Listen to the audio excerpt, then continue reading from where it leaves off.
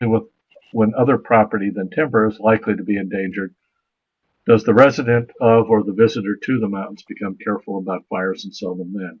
So a lot of fires, a lot of sense that fire belonged, and unless there was really threatening a community, there was not much point in taking action against it. And then we come to, in many ways, the creation story, because the big damaging fires move from sort of private lands and threatening communities into government protected land, in this case, national forests. And this is 1910, the big blow up. That same month, controversy over what was called light burning flares up. It flared up, interestingly enough, in California, which argued that we should be regularly burning these landscapes, much like the American Indian had done. If we did that, we wouldn't have diseased forests and large fires. One proponent actually suggested we call out the Army not to fight fires, but to light them. So this was a pretty serious challenge to the program that the Forest Service was engaged in. It just lost 78 firefighters. They went in debt to $1 million. That was real money in 1910. The agency is in many ways traumatized and politically threatened, and light burning seemed to be an additional threat. And then in response, Congress passed the Weeks Act, which allows the National Forest System to expand by purchase and also allows for the states to cooperate with the feds. So we create a kind of national infrastructure, and that would be organized along the most timely topic of the period, which was considered fire protection.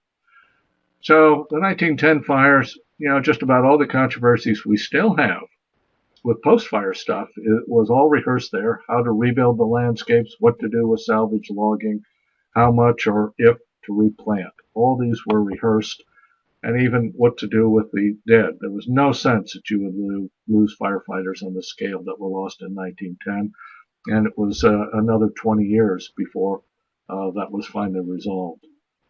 So that seems to be pretty far away from California, but in fact, not. California had its own version. Kurt Dubois, the district, that is a regional forester at the time, responded to fires around Lake Tahoe, interrupted his honeymoon, and later began creating a systematic approach to fire protection under that name. 1914 published it. So this was sort of a California-specific response to it. And then, based on that, Stewart Bevier Shaw and Edward Kodak began a fire research tradition, which became very strong and influential nationally and was really targeted at fire control. The light burning controversy made its way into California. The background photo is actually one taken by Henry Graves in November of 1910 in Northern California, I think near the Plumas. And he shows it in practice, in this case in the fall, puzzling over what to do with it. It was seen as a proxy fight for the control over forestry and indeed state-sponsored conservation in general. If forestry were to be discredited on this, and if institutions like the Forest Service were shown to be fundamentally wrong, then this was felt to be a political threat to their very existence in the larger program, progressive conservation. So the light burning controversy really occurs in California. Interesting. It took another 13 plus years to work out. It was initially denounced as Paiute forestry, unacceptable to a modern, developed country and aspiring world power.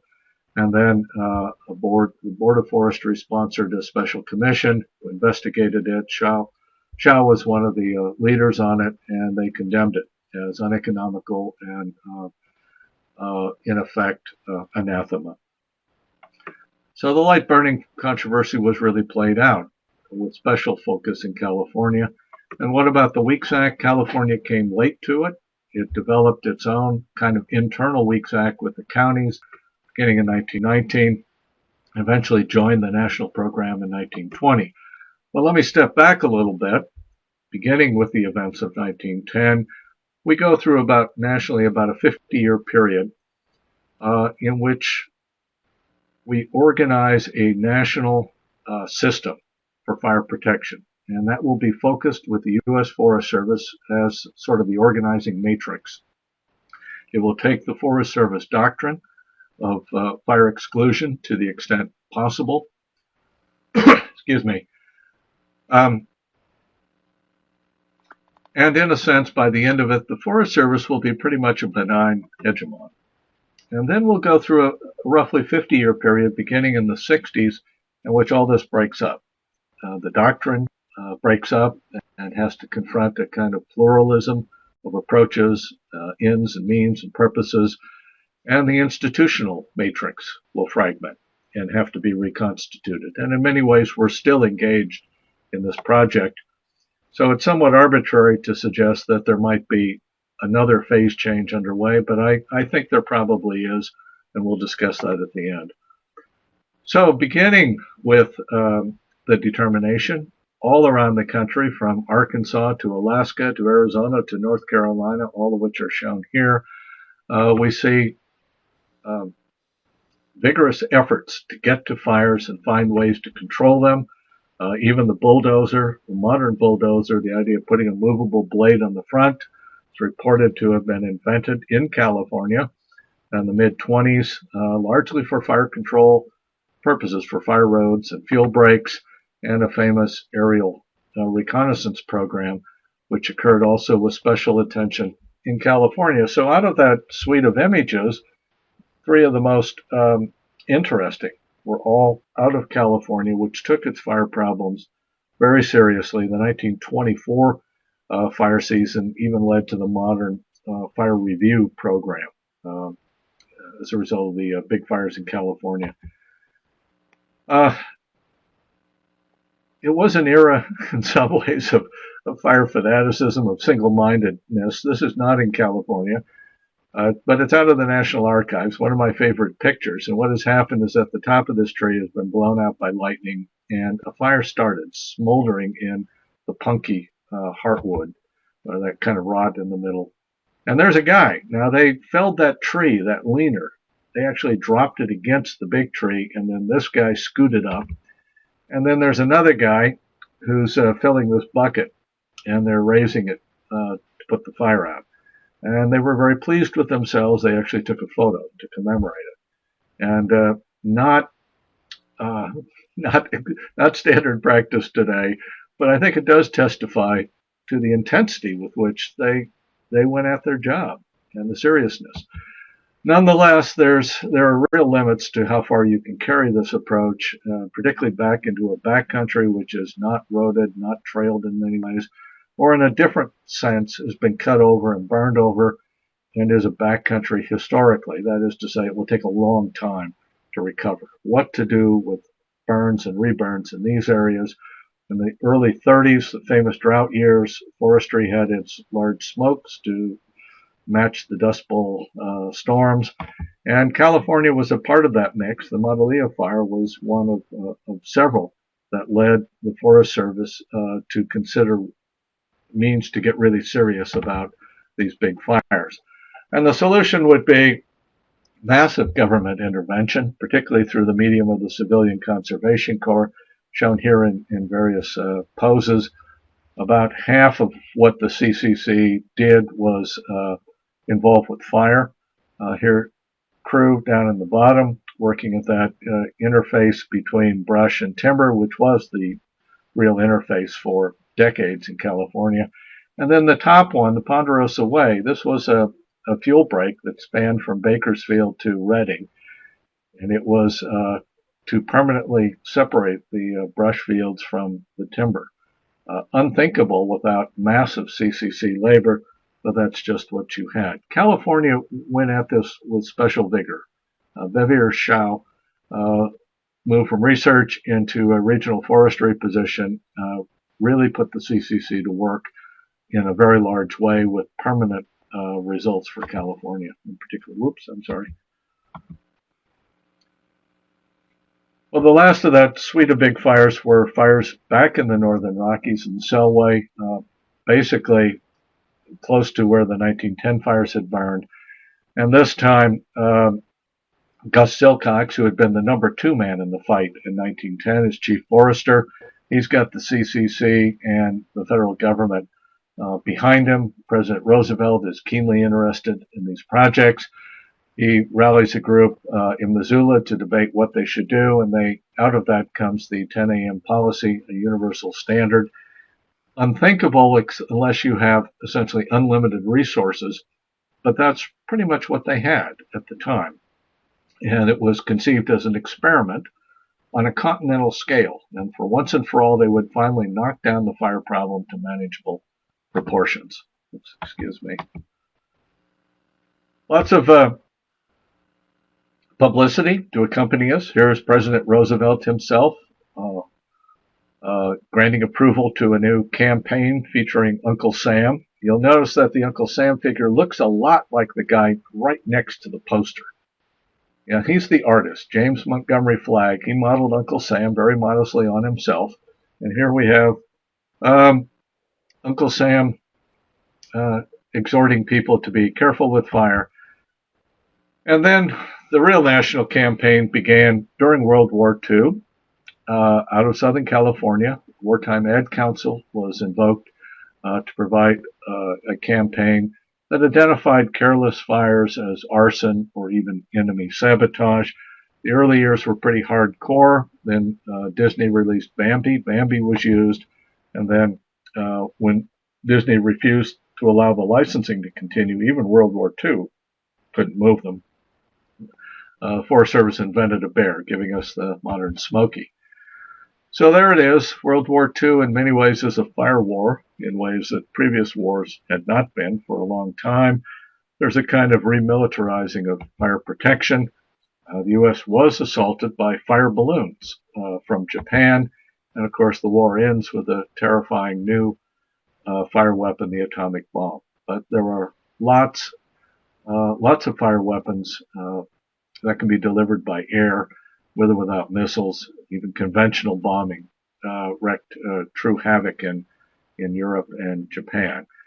So that alerted authorities to the fire menace. California mobilized, frightened initially of a possible Japanese invasion, and established a kind of state-wide emergency response plan, which then became later the basis for the state's fire plan. And it tripled the amount of funding. In effect, it made its forestry and fire protection division a kind of almost paramilitary defense force in the expectation that fire was coming. And this would have very serious consequences for California and indeed the nation later. So lots of post-war innovations, particularly with equipment. California's flying helicopters in 1946. Air tankers go operational in 1956. Hotshot crews, modern hotshot crew was invented in Southern California, the late 40s, early 50s. 1961, that model goes interregional. And California acquires one of 3 of the National Fire Labs at Riverside. And you put it together, and you've really got a fire cluster, which creates a kind of fire culture. There are 3 main clusters, I think, in the country. One around Tallahassee, which is really devoted to prescribed fire. It's kind of the Silicon Valley of prescribed burning. And one around the Northern Rockies, which is really concerned with big fires and big landscapes. And then California's has always been interested in firefighting, fire suppression. And this will take new intensity as California begins to urbanize very rapidly in the post-war era. So, number of staged photos showing how the CCC is replaced by war surplus equipment. Both of these are from California. The upper left near the Angeles National Forest, and the upper right near Shasta. Shasta area was one of the real hotbeds for light burning. So there's still that in the background. We are, in a sense, entering a Cold War on fire. Now, Maine suffered really large fires, 250,000 acres, lots of damage. The last of the real rural fires, I think, in 1947, and that got folded into an Office of Civil Defense. couple of years later. But then the modern era begins in California, Southern California. I think the Bel Air Brentwood fire, as much as anything, 1961 announces something new under the sun, that the rural wildland interface is about to become an urban wildland one. And we also, from the same fire, get this one of these enduring icons, one of these images that we tend to see every time fires break out in this part of the world, and that's some doofus up on the roof with a garden hose. Okay, and there it is, defending his rented house, 1961. You can see one of the other fires from the era in the background. Okay, so by this time, however, 1960, the Forest Service had pretty much made itself the indispensable institution. It was the one that connected all the parts. It controlled almost all research. It managed the prevention program. It established policy. It spoke with professional authority of forestry. It controlled almost all of the suppression resources, certainly among the federal agencies, and it was a liaison with the states and others. To a remarkable extent, it had achieved what it set out to do 50 years before, but of course there were costs. Nonetheless, 1960, a famous study in public administration identified the Forest Service as the model. This was the paragon. This was as good as public agencies get. 50 years later, Forest Service, I'm sorry to say, will be identified as the epitome of dysfunctional democracy in a number of studies. So what happened? It was also the case that fire was increasingly becoming a government monopoly, and people were not always happy with that. So I think by the end of the decade, 1970, two big fire busts, one shown here, Wenatchee, those are the Redding Hotshots, another California contribution on the fire line there, but it's also the Laguna Fire, big Southern California fire.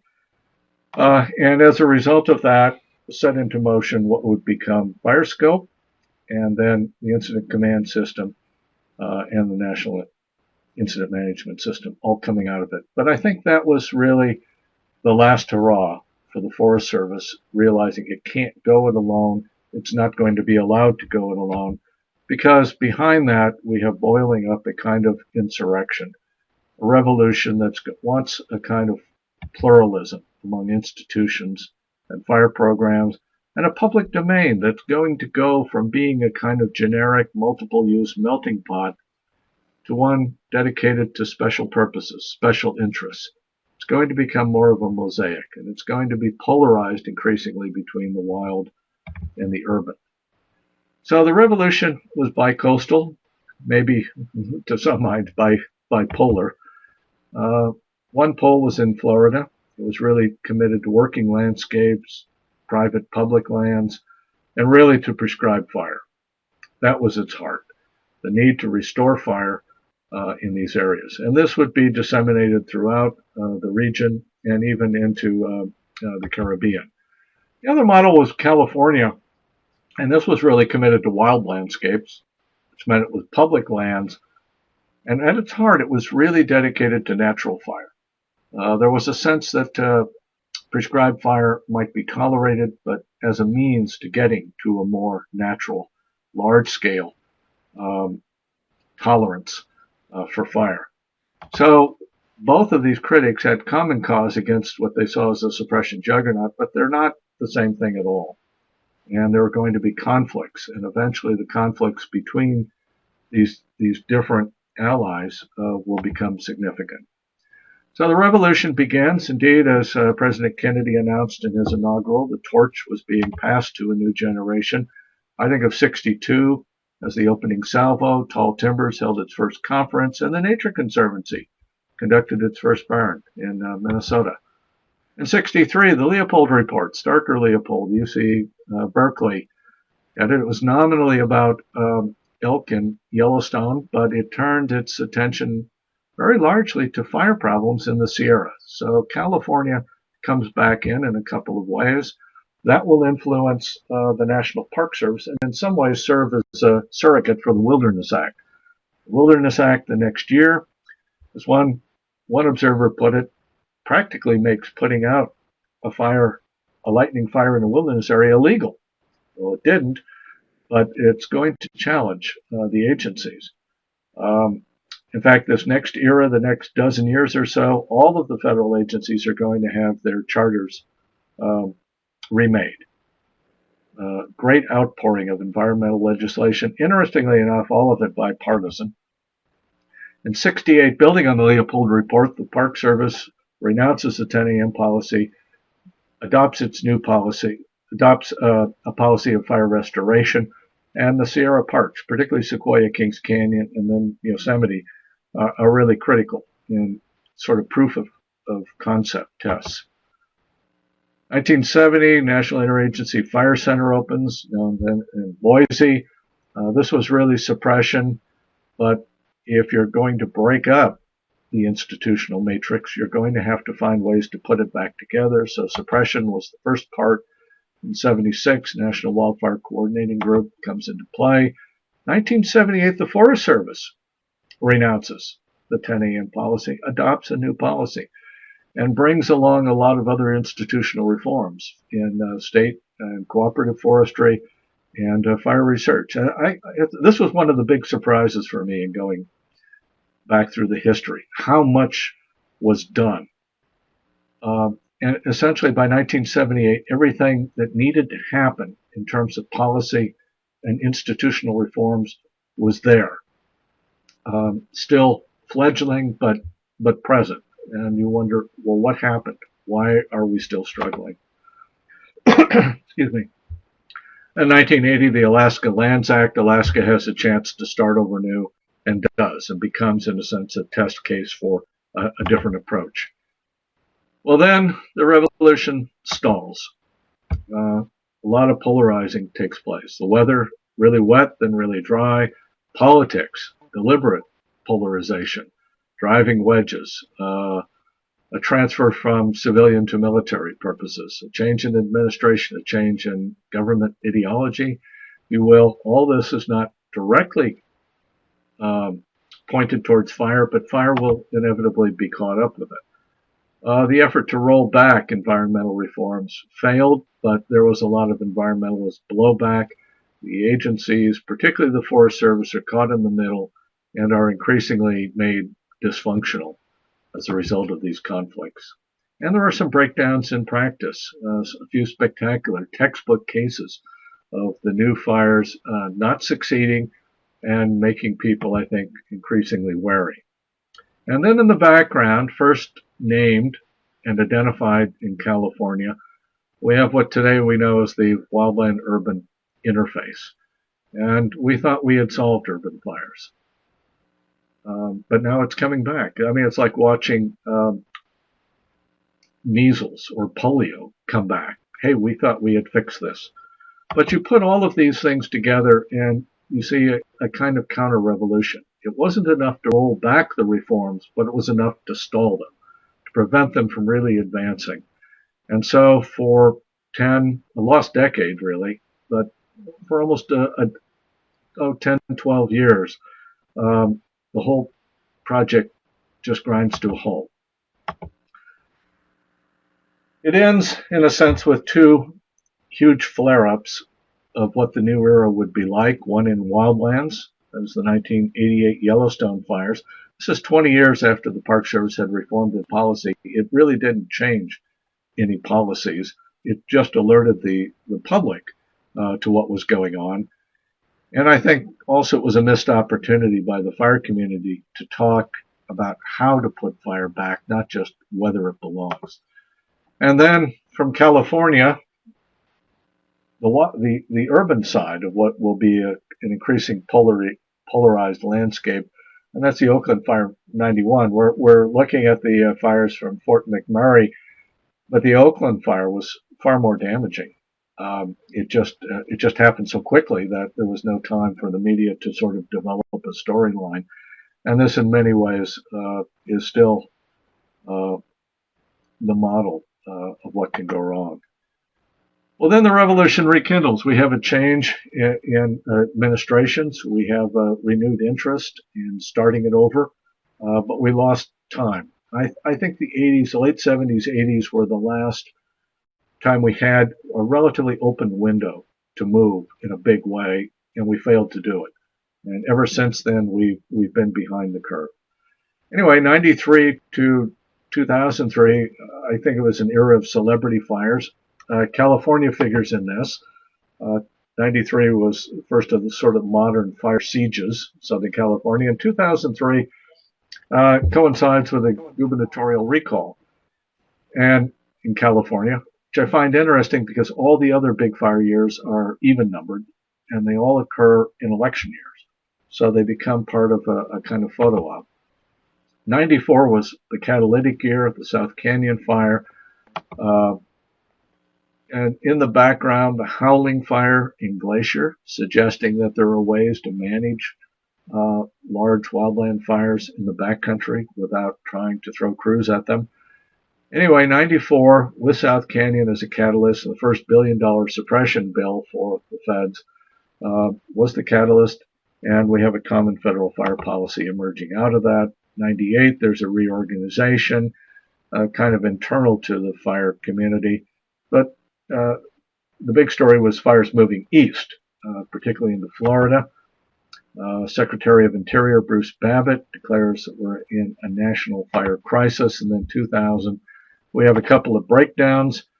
Breakdown in fire fighting with the wildfire season in the Northern Rockies. 90 years after the big blow up, hey, we're still back there, still doing it, and still not in control. And then a failed prescribed fire at Bandelier that burned into Los Alamos. Anyway, as an effort to sort of, after 94, I think there was a sense that suppression was broken, needed some reforms. After 2000, there was a sense that the whole program was broken and needed major reforms. The National Fire Plan comes out of that. And I don't know quite how to characterize the next few years, just sort of the big scramble. The whole country seemed to come unraveled. It's certainly an era of mega fires, mega costs, mega analyses, endless analyses, more big fires, more urban fires along the fringe. What had been considered a kind of California quirk or pathology is now all over the West, big time in Colorado, hitting Texas, and moving east. And if the climate modelers are correct, we may see fires moving to where most of the vulnerable communities are, and that is east of the Mississippi, certainly east of the 100th meridian. And then continued fatalities. That's a memorial to the Kramer fire, but put California in to remind us that California leads by far among states in firefighter fatalities. And there's more elections. We're really into it has become partisan in curious ways. Anyway, 2008, 2009, new policy guidelines are announced that allow people more flexibility with wildfires. And I think announce quietly an era of managed wildfire. And this will be very likely what West has instead of prescribed burning. And I'll be happy to talk about that later. 2009, the Flame Act tried to clarify, straighten out the funding issue for the Forest Service, which is now being gutted by having to pay for fire suppression. Unfortunately, Congress didn't fund the Flame Act to the amount it had claimed it would, and so now we're right back with the same situation. But it did also specify that there would be a national cohesive strategy produced. And this is a curious enterprise. Again, we can speak more about it. Potentially a successor to the Weeks Act, maybe even a kind of fire constitution if it were given some political clout and money to make that clout real, to allow the many, many components of the American fire system to come together in a coherent way. The alternative is that it's our kind of Euro moment, that it pushes us, hey, we either really integrate, seriously integrate, or we break up. Or we just have one crisis after another with ever more expensive. And right now, our fire response seems to be pretty much like the European Union's response to the euro. So we had a 50-year period, Forest Service hegemony. let's call it a resistance model. That is to say, they would fight all fires at their source, prevent big fires, prevent damaging fires by hitting all of them immediately, choking them off before they could become a problem. And then we began a 50-year period broadly of restoration. The problem with resistance is several problems, but one was it threw out good fires as well as bad. So the restoration movement, let's put good fires back in, either by natural means or prescribed fire or some way, and let's experiment with other kinds of institutional arrangements, of which joint fire science is a good example. It's an interagency program, whereas 50 years ago, everything would have been directly or indirectly through the Forest Service. And now I think we may be coming to the end of the restoration model as an informing principle. We're not giving up on restoration any more than we're giving up on resistance. But I think I really have a sense personally in talking to people around the country that it's too late. We're not going to get ahead of the problem. We can protect communities, we can protect municipal watersheds, we can protect sequoia groves, but we're not going to be able to restore fire to something like its previous scale or what we believe is needed for ecological health in the midst of all the other changes that are coming at us. And we're probably going to have to work with wildfires to get that done. And there are lots of ways to do it a whole lot better than what we're doing now. But I think we are in the process of segueing. I think of these three models, they're all still with us, even though they each had their historical moment. I think of it as rock, scissors, paper, and at any one time and place, one will overcome the other, and in turn can be challenged. So there's not a simple solution here. And that's because we don't have a fire problem. We have lots of fire problems, and they all have different solutions. What's also weird is the way we seem to be channeling our national politics and even our social order. Land use is polarized. The middle class of landscapes, if you will, seems to be missing. And now 1% or even 0.1% of the money in burned area are going to an ever shrinking proportion of fires. So it's kind of spooky, actually. But let's go back and think about California a little bit. California is a fire culture. I'm surprised. It's always been about suppression. It has had lots of challenges. Light burning had its strongest defense here. But one of the things that surprised me in California as I drove around on my little road trips was how almost everything in California ends up pushing you towards a suppression model. In Florida, everything pushes you towards prescribed fire. In California, it goes the other way. I also think that the history of what is now CalFire is very instructive. It began as a board of forestry. In '74, it becomes Division of Forestry and Fire Protection. Now it's just CalFire. It's really become an all-hazard model. It's really an urban model. And when urban and wildland compete, the urban wins. And we can see this in California. Everybody walking around, I mean, their fire managers are now fire chiefs, walking around with bugles on their lapels. Whether that model can leave California or whether it should leave California is a very interesting national question. I think it's probably going to happen in the Front Range of Colorado and a few other places. But generally, I don't think it's a model we want because it surrenders land use as the basis for fire management. And it's also interesting, California, certainly since World War II, has been a state of emergency and seems to support the program on an emergency basis. And whether that can be changed, I'm not sure. Be happy to talk further about it. And my short book devotes some time to these questions as well. California is a fire province. How does it sit? You know, we're a confederation of regions as much as a federation of states, the U.S. is. California, I accepted the North-South divide, and there are plenty of reasons to do so. I will say, though, that if I were redoing it now, I would tend to divide California into three regions, North, South, and Sierra. I think the Sierras are increasingly their own and could be their own entity. The problem is that dating back to the emergency fire plans in World War II and all the successors, California has behaved like a state nation. It's done with fire what it did with water, what it's done with other resources. It has pulled all of the resources of the state to wherever in the state needs it most. And that has had the effect of pulling Northern California and alternative models into the Southern California model. And I think this has been unfortunate. And it's a very distinctive California approach. And we'll see if it goes. I think there are a number of people outside the state who want California's fire solution to stay in California. It's an expensive model, in some ways a dubious model. It may make sense in California, but there are a lot of people who want that to stay in California's borders. The other thing about California as a kind of state nation is the proportion of public lands it has.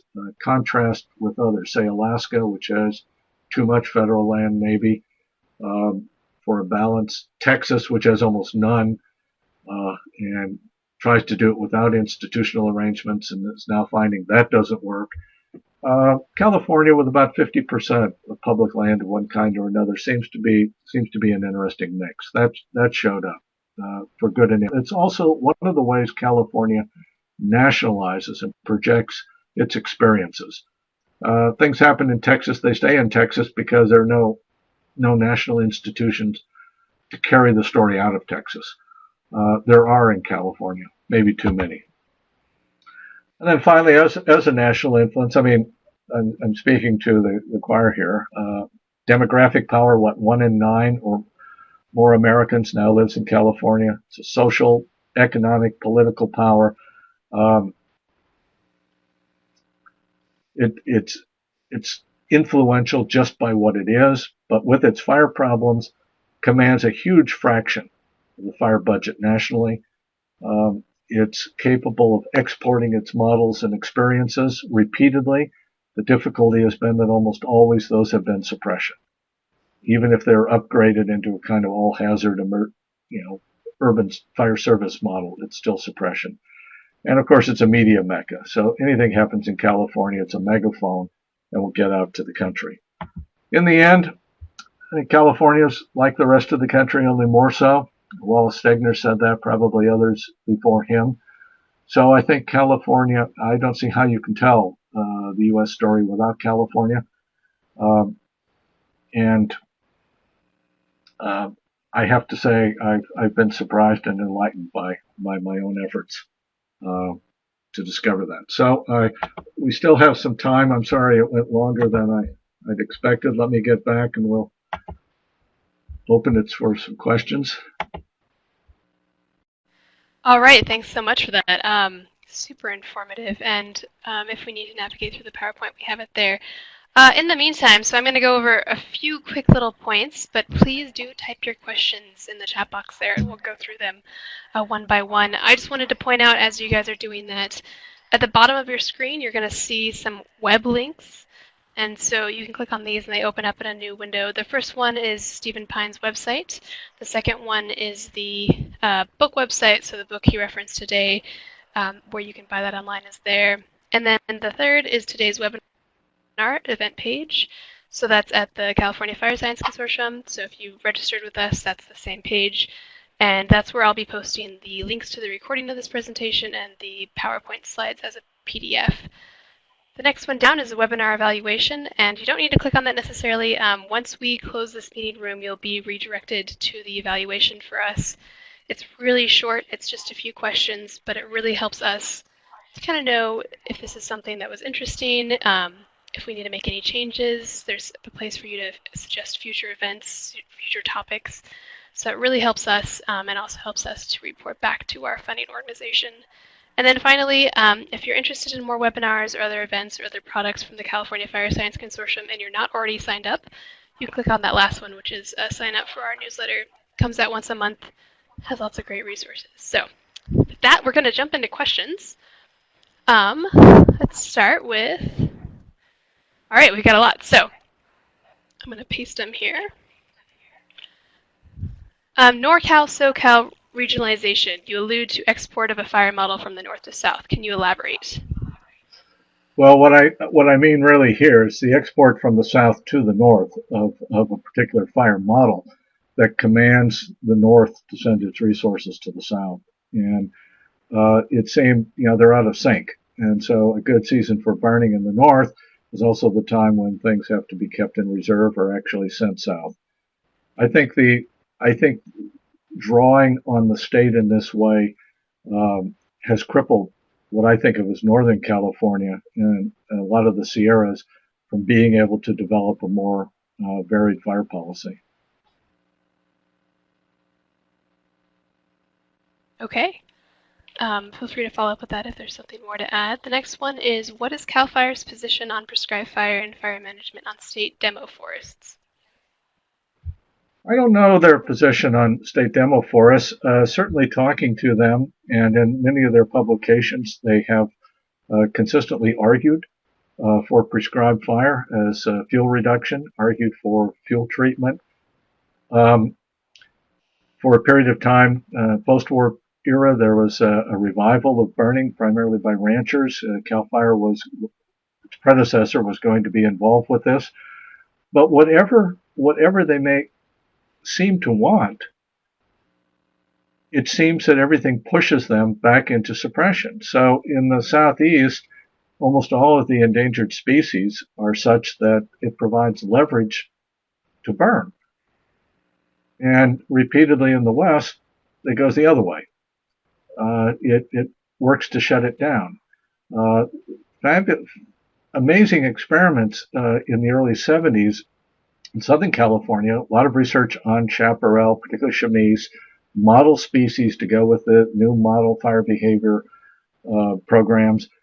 And we were going to substitute prescribed fire on a kind of Florida model in chaparral of Southern California, surrounding areas, and we would work this out. For a number of reasons, it didn't work, and increasingly now there are arguments we don't want it because it introduces other disturbances, may introduce invasive grasses, does lots of other things. We'll take our chances with wildfire.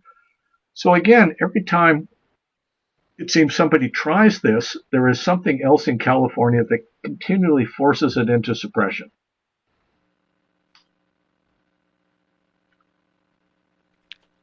Okay. Our next one. I would love to see more. I would love to see other things, and I hope prescribed fire can work. But I think you'll also have to put up some firewalls, if you'll excuse the pun, north and south, so that the north can have resources to do that on its own time and pace. Sorry. Next question. No, excellent point. Well, this one kind of follows up with that a little bit too. So there are folks within CalFire who really see the need and potential for a different fire approach in the Sierra, Cascade, and parts of the North Coast. So more cooperative burning, cooperative training, prescribed fire trainings, and cooperative burning is the one thing that we're really trying to advocate. Are there any states besides Florida that provide examples that could be instructive to the California strategy? One of the reasons there are many reasons the Florida model works, but it's also pretty specific to Florida and the southeast coastal plain, longleaf pine, and other similar environments. And it works there. You have a long-standing culture, which was never extinguished, of burning. And that could be tweaked and redirected. And none of that is really true in the West. And what I see in the West is that I think, and I say this very reluctantly, that prescribed fire as an informing doctrine has failed. I think it's becoming a boutique practice, something we do in various places, nooks and crannies where useful, cleaning up and associated with other projects and so forth. But I really think some kind of managed wildfire, some kind of boxing and burning, is where the West is going to get its burns. And I'm seeing this playing out in Arizona, sometimes on spectacular scales. And yeah, some of that burning is out of prescription, if you will, more severe than we would like. Some of it doesn't burn at all, but overall, they're getting stuff in without having to fight all of the barriers that are associated with prescribed fire. and just make it increasingly difficult and expensive to do. So I think it's going to be a minor practice, legitimate, serious, have its place, but I don't think we're going to see a wholesale commitment to it as you can in the Southeast. And I really think some kind of box and burn or equivalent is the future of fire in the West. And that's a place where I would put a lot of research. We could do the burnouts better. We need to think about building new landscapes out of the patches that are left after these large burns. We can do a lot with that. Put it on a more rational basis. Okay, great. We're going to keep them coming here. So, what did you mean by the statement "surrenders to land use" in reference to the more modern model/policy? Oh, if that's my quote, then I'm a little more tongue tied than I would like. I think what I mean is that one of the core principles of the fire revolution was that fire management is embedded, inextricably embedded with land management. And really, subsidiary principle is that the way you control fire ultimately is by controlling the land, the character of the land. That determines what kinds of fires you get. So there's this real interaction. When you go to the urban fire service model, you're not dealing with land management. You're really dealing with fire fighting. And that model makes a lot of sense if your primary land use is urban sprawl. But if it's not, it doesn't work very well. And it puts us back into an upgraded version of the old suppression model, which doesn't really solve the problems. And we have more of a comment here that I just wanted to share with everybody to make sure it's noted. Craig Thomas mentioned that there is a positive movement last year when the Forest Service, CalFire, NPS, conservation groups, prescribed fire councils all joined together in a fire MOU partnership. And he posted a link there for the Sierra Forestry Legacy page where you can view it and download more information about it. Feel free to comment on that, but I also want to jump in on the question right after that, which was WRT land use dominating, where development intrudes into wildlands with wildland-urban interface. How can prescribed fires be released on the landscape without risking loss of life?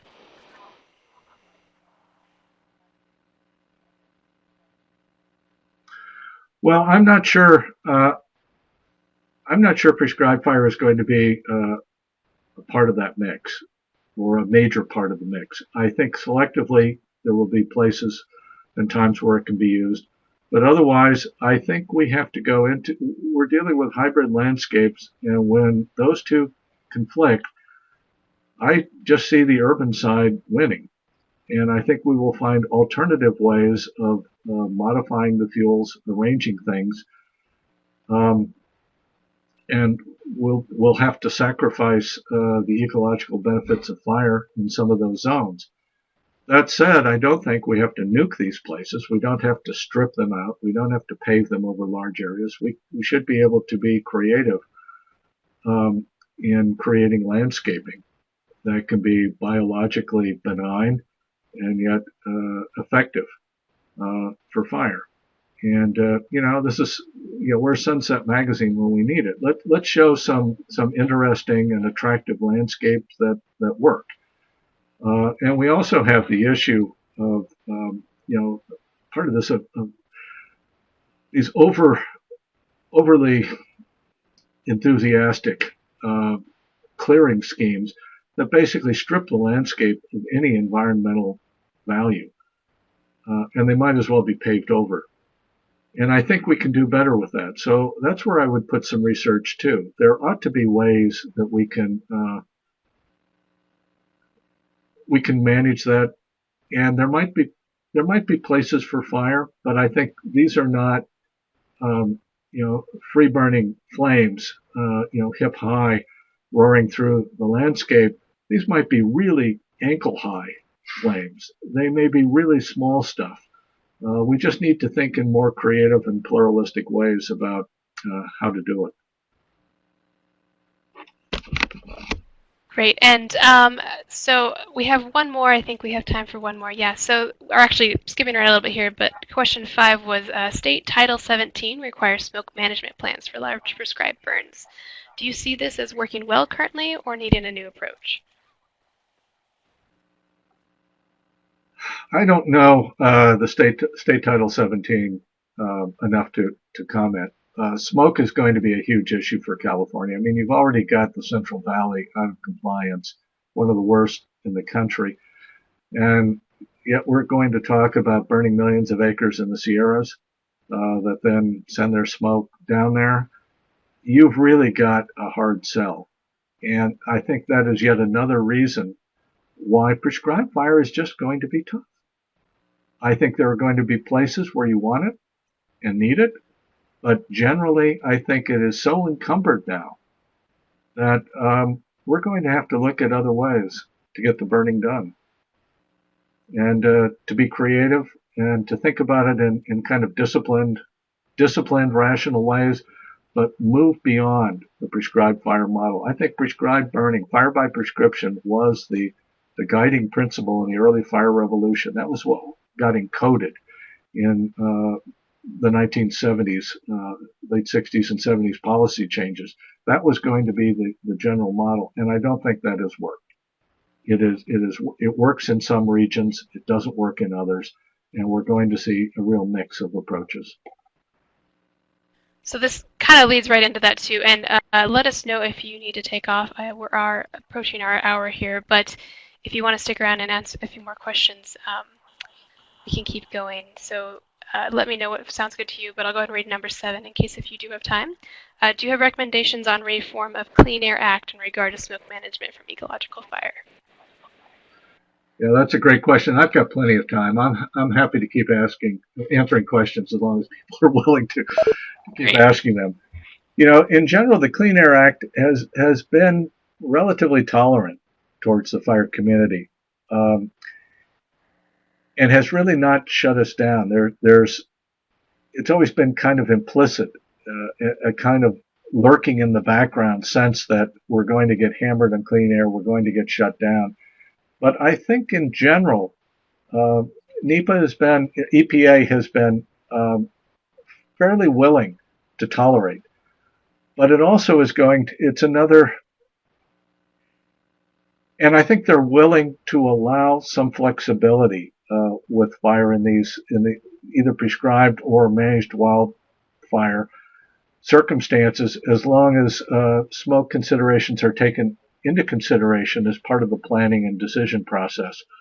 I don't think they'll shut us down, but if we have some really bad episodes, we'll probably have to fight for more space. Again, Florida, you're a long peninsula surrounded by ocean. You've got breezes all over the place. Almost all your development until Disney put Disney World in the middle has been along the coast.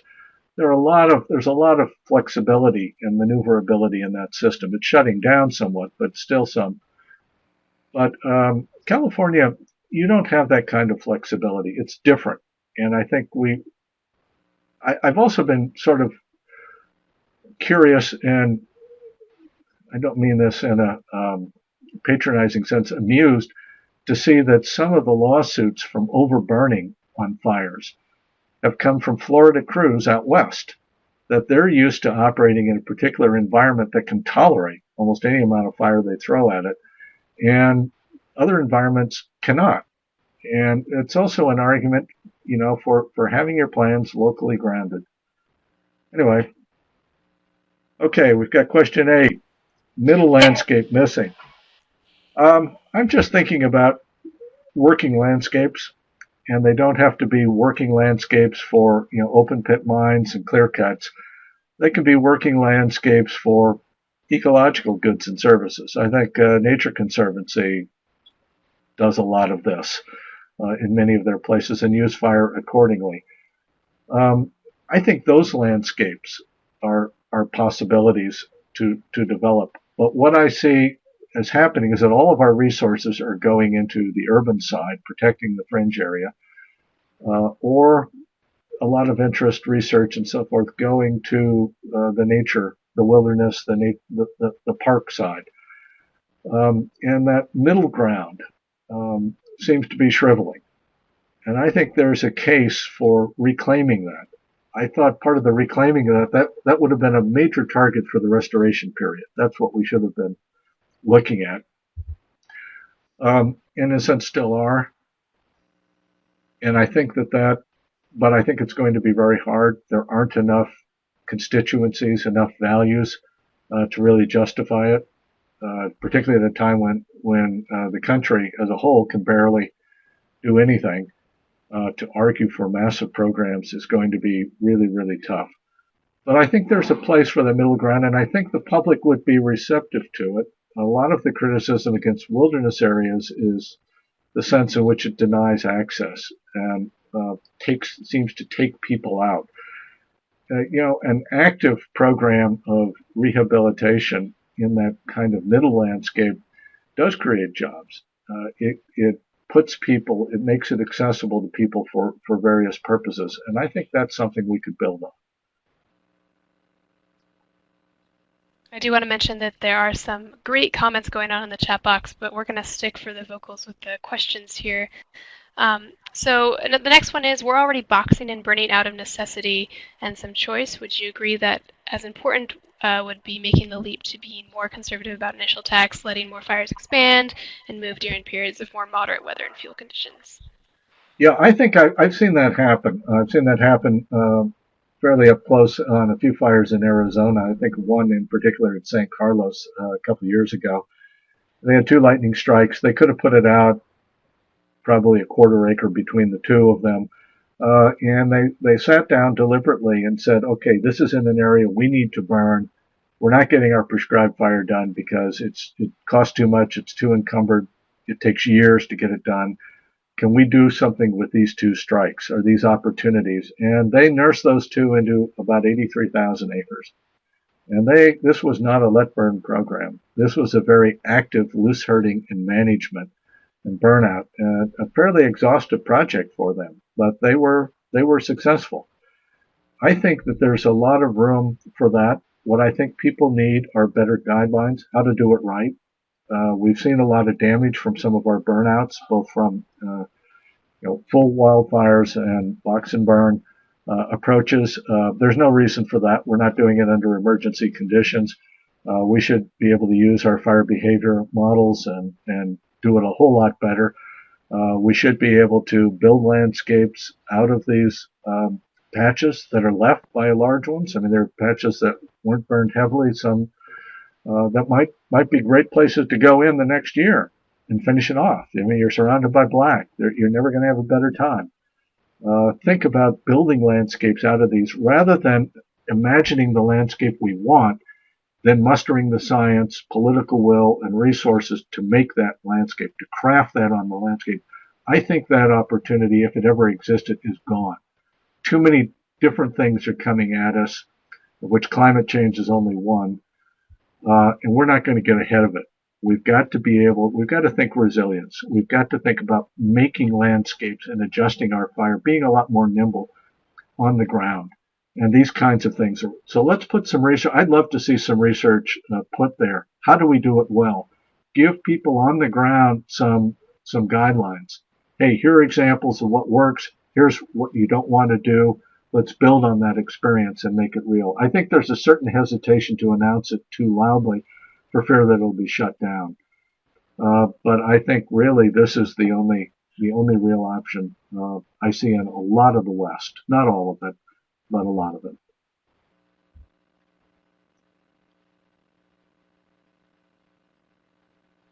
How do we message? I think you do it by examples. We've had some successes.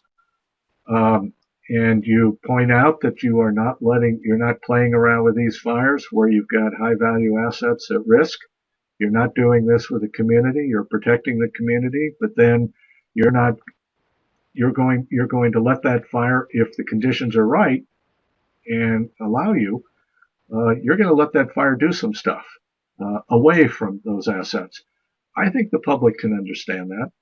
And I think that's different. This is a very active, confined, contained kind of approach. This is a very active kind of control. It's not a wildland fire use. It's not a let burn. It's not a monitoring situation.